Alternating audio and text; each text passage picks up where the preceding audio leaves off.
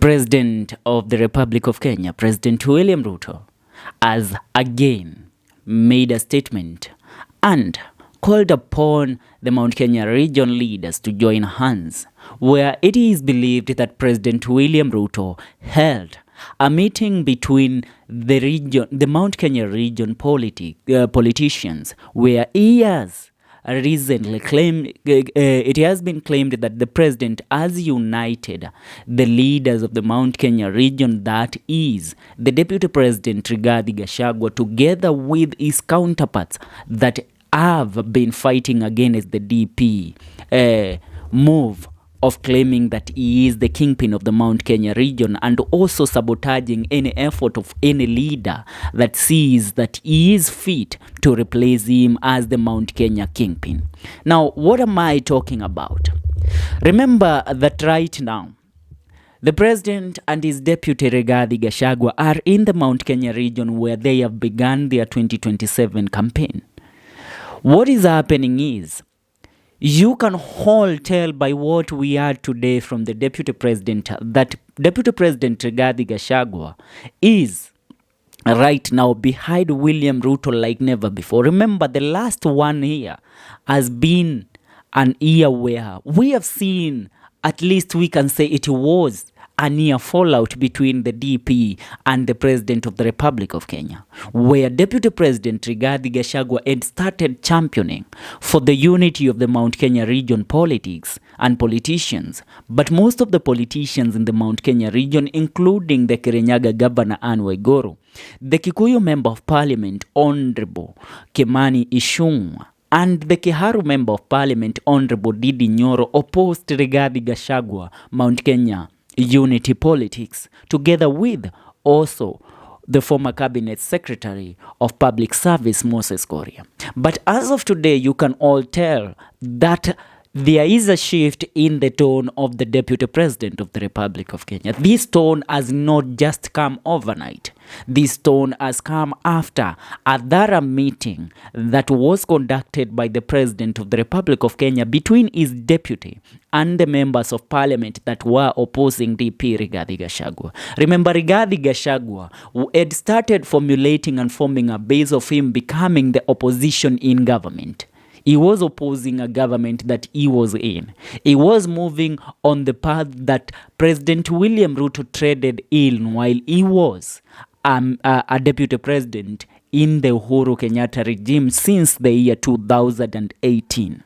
But you can all tell that the tone of the DP has changed. What has triggered this change? It is believed a meeting was held in State House between the DP and his other Mount Kenya politicians that were opposing him, and the DP requested them thoroughly that he needs their support and he needs them to rally behind him if the president wants the DP to continue championing for the Kenya Kwanza government and the Hustler government in the Mount Kenya region.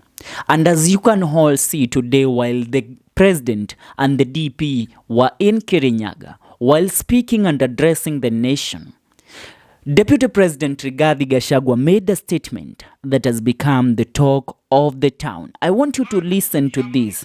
I want you to listen to this statement from the Deputy President and listen to it very careful.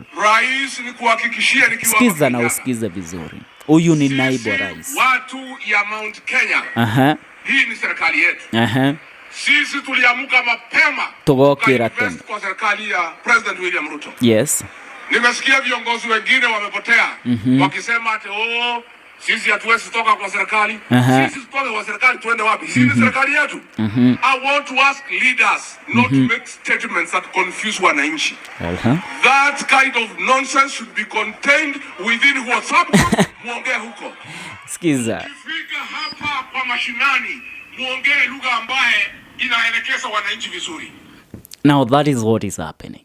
The president has realized that he is losing touch with the people of Mount Kenya region, the people that put him in office, remembering that 87 of the votes that President William Ruto got came from the people of the Mount Kenya region. Tunaelewana? Sasa rais baada ya kugundua hili and mostly it is after the Gen Z demonstration. You know, the president had seen that he can replace the Mount Kenya region with the coastal region and the Luo nation and the Mulembe nation. But he has realized those people will never be disloyal to Raila Odinga. And Ruto does not trust Raila Odinga fully to rally behind him come the year 2027 in the election campaign. Ruto does not believe that Raila Odinga will rally behind him fully. What Ruto did and the reason why he selected the opposition leaders in his cabinet is to contain the rising regime of the anti-government protest that had taken Kenya by storm.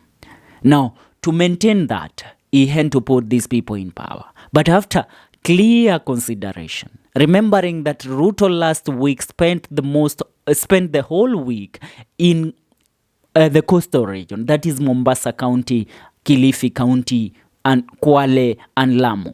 He spent his time there trying to create a base and a strong base for his political campaign come the year 2027. But after sitting down, he realized, if I don't have the people of Mount Kenya region in my pocket, then I don't have the presidency. And that's why he has considered going back and having a conversation with his deputy president, Rigathi Gachagua, where he has promised Rigathi Gachagua a chance to become his deputy again come the year 2027 if Rigathi Gachagua continues to campaign for the government and continues to assure the people of Mount Kenya region that the government of Kenya Kwanza is intact and that the people of Mount Kenya region are in Ruto's government, which is not true. Which is not totally true. Because I tell you, Ruto selected technocrats, unknown people, to represent the people of Mount Kenya region in his cabinet. The only leaders that you can pinpoint in Ruto's recent cabinet is Alice Wahome and Professor Kithure Kindiki. The rest are unknown to the people of Mount Kenya. Only the former Attorney General Justin Muturi, Alice Wahome, and Professor Kithure Kindiki. The rest, we don't know them. So Ruto has realized, you know what? I have made mistakes of disregarding the DP. Remembering that the deputy president has camped, he made Mount Kenya region his territory, that nobody else spends time there campaigning. It is him, it has been him all through. Hakuna mwanasiasa mwingine ambaye amekita kambi katika eneo la Mlima Kenya kumliko naibu wa rais Rigathi Gachagua. Na hivyo rais wa Jamhuri ya Kenya William Ruto amegundua awa watu wakienda hivi alafu remember that the deputy president amekuwa akitafuta sana kuweza kusamehewa na rais mstaafu Uhuru Kenyatta, and he has not been seeking the forgiveness from Uhuru Kenyatta for nothing. He wanted Uhuru Kenyatta to give him the tools of power, to appoint him as the Mount Kenya politics kingpin, so that everybody in the Mount Kenya region follows what the DP will tell them. But Uhuru has remained low. He has maintained that he is not ready to have a dialogue or a conversation with Rigathi Gachagua, which leaves Rigathi Gachagua with no option. Once Ruto came calling for a unity in the Mount Kenya region, uniting NDIDI, Nyoro, Gachagua, Kimani, ICHUNGWAH, and WAIGURU, and the rest, Gachagua had to come in place. Gachagua had to buy that because he has no card. President Uhuru Muigai Kenyatta has denied him a chance of conversation. If Gachagua had been given a chance to communicate with Uhuru Kenyatta and they both sat down and formulated and then made a public appearance, the both of them, with Uhuru convincing the people of Mount Kenya region that this is your leader and I am handing him the tools of power as the kingpin of the Mount Kenya politics, then Gachagua would not need Ruto anymore. Gachagua would continue championing for the unity of Mount Kenya region politics, where the man that comes with the favorable offer come the year 2027, then that man is who Gachagua would urged the people of Mount Kenya region to rally behind. Now, he has realized Uhuru is not listening to him. The best option is to go back to the drawing board and then have a dialogue with William Ruto. And Gachagua's ego is something that we all have to say takes the day, because he has made sure, even in these meetings, in these political rallies, you have seen, yes, they don't have that chemistry between him and the other leaders, but the president has been made to understand that you are the president and I am the deputy president, so you do not have to disregard me. I told you, people of Mount Kenya region were being kicked out of government. Then you took my words for granted. Now you can see, your deputy president has started realizing it. And that's why he has sought Rigathi, he has sought President William Ruto to reconsider what he is doing in the Mount Kenya region. And you can see it has started working out for him. Remember, Gachagua said that the people of Mount Kenya region are being told by other leaders that they are not in government. And that is the truth.